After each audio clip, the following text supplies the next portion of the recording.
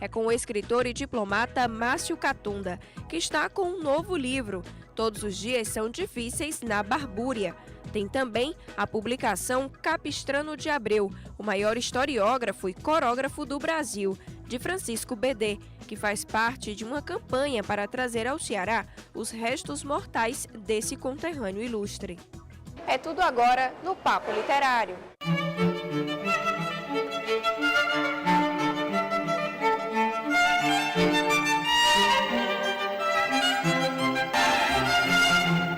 Com certeza você já deve ter ouvido falar em Capistrano de Abreu, importante nome de nossas letras. Ele morou muitos anos e se notabilizou no Rio de Janeiro, mas nasceu aqui no Ceará. Você sabia?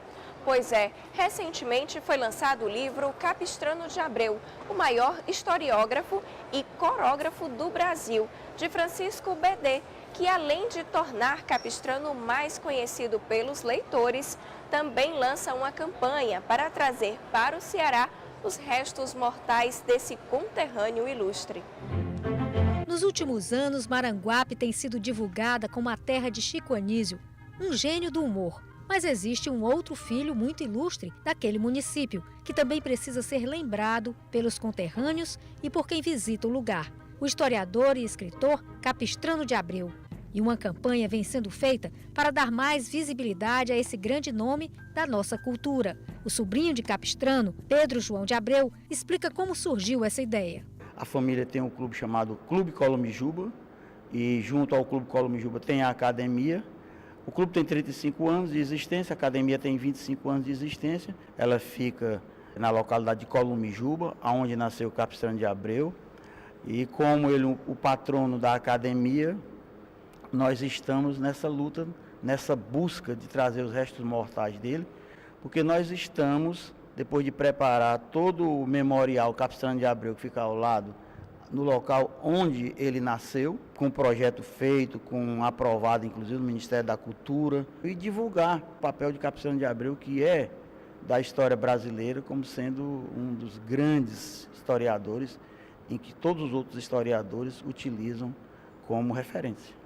Os nossos limites são limites econômicos, por isso que nós estamos apelando tanto para as figuras políticas, apelando também para as instituições acadêmicas e universitárias e principalmente contando com a pessoa mais importante que trabalha Capistrano já há um longo tempo, que é o nosso acadêmico BD, Francisco Lael BD, que vem desenvolvendo todo esse trabalho e nós estamos percebendo que chegou a vez da gente não poder mais adiar esse movimento. O pesquisador e escritor Francisco BD é um apaixonado pela história de Capistrano, tanto que escreveu uma publicação primorosa, Capistrano de Abreu, o maior historiógrafo e corógrafo do Brasil. Sim, porque, além de história, ele também era especialista em geografia.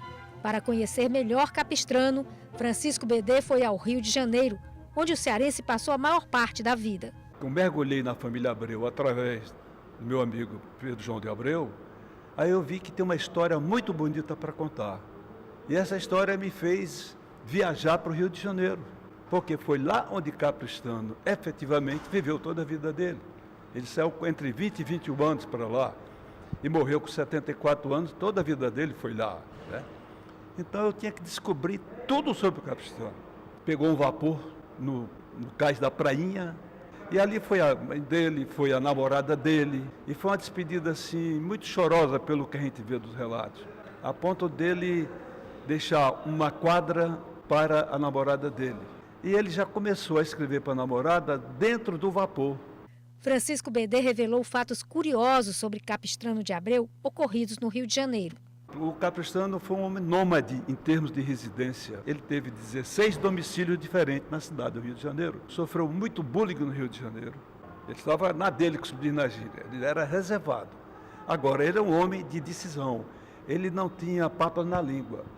Por exemplo, quando a princesa Isabel decretou a Lei Áurea, ele foi o primeiro homem publicamente colocado no jornal que não concordava com a lei. Não que ele concordasse com a escravidão, mas com a forma, depois que foi abolida a escravidão, que os escravos ficaram sem amparo nenhum social.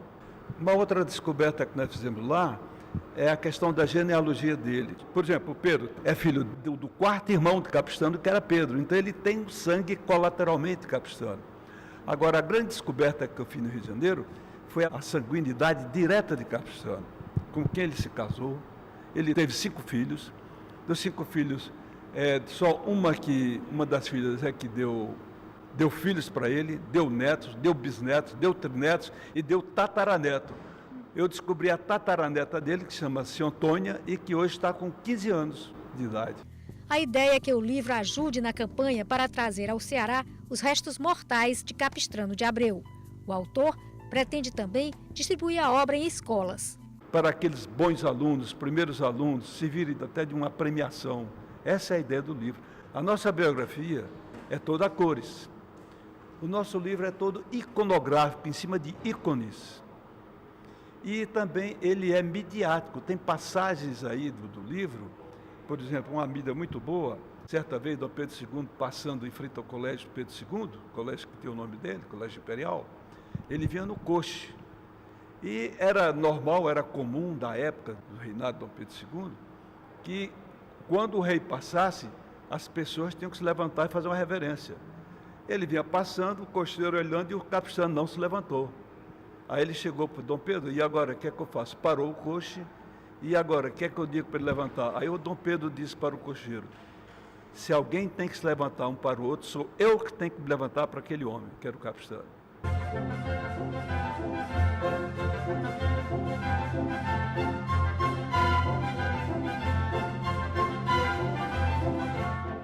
Quem diz o livro de cabeceira de hoje é a jornalista e nossa colega aqui da TVC, Gabriela Quintela. Confira a dica literária dela. A minha dica é A Bibliografia do Padre Léo. Apesar de denso, esse livro é muito engraçado, porque como poucos conhecem, o Padre Léo era um padre humorista. Nesse livro é contado toda a sua trajetória, toda a sua história. É muito legal ler esse livro. Eu li em menos de 2 meses e pude entender vários preceitos da religião católica, o dinamismo de ser cristão numa sociedade tão plural. Eu super indico. A minha dica é essa. Recebemos um e-mail da jornalista Isabela Costa, divulgando o lançamento da primeira obra autoral da poeta e pesquisadora Mariana Perna. Trata-se do livro-disco A Cerimônia de Todas as Vozes. A obra, publicada pela editora Urutau, tem na ancestralidade feminina seu principal tema de reflexão e é composta por 13 poemas-faixas. Parabéns pelo lançamento e obrigada pela participação no programa, Isabela. E se você deseja se comunicar com a gente, anote aí o nosso e-mail, papoliterário@tvceara.ce.gov.br. O endereço é Rua Oswaldo Cruz, 1985, bairro Aldeota, Fortaleza, Ceará. CEP 60125048 e o telefone é DDD 85 3101 3125. Sérgio Barbosa Alves foi o grande vencedor do 20º Prêmio Ideal Clube de Literatura, Prêmio José Teles, com o poema Fóssil de Janela Aberta. Ele recebeu das mãos do presidente Alcimor Rocha um cheque de R$5.000 como premiação. Foram concedidos R$1.000 a cada vencedor de menções honrosas e publicação dos poemas, que foram destaque numa antologia. A solenidade de premiação é nossa imagem literária da semana.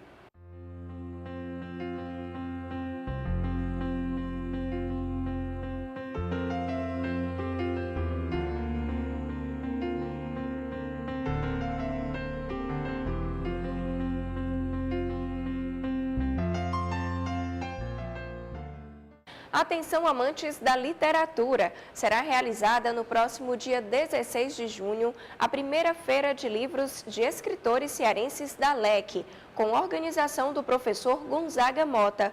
O evento vai reunir obras de poesia, prosa, infantil, cordel e outros gêneros. A feira vai de 9 da manhã às 7 da noite no Shopping Center 1. Após o intervalo, uma entrevista especial com o escritor e diplomata Márcio Catunda, que está lançando o livro Todos os Dias São Difíceis na Barbúria. A gente volta já. Papo Literário. Apoio Cultural Júlia Dumont. Moda, festa e casual. A Coger compõe o Sistema Estadual de Recursos Hídricos no Ceará e trabalha na implantação de um sistema de gerenciamento da oferta de água superficial e subterrânea, com o monitoramento dos reservatórios e poços, manutenção, operação de obras hídricas e organização de usuários. A Coger informa a necessidade da conscientização do uso responsável da água. Com as poucas chuvas, os reservatórios não receberam água suficiente para o abastecimento hídrico. Mesmo diante das ações emergenciais que estão sendo feitas, conclamamos a toda a população rural e urbana para reduzir o uso e evitar o desperdício de água. Colabore com as autoridades competentes com sugestões e denúncias. O uso responsável dos recursos hídricos pelas instituições públicas e privadas, sociedade civil organizada, irrigantes e usuários de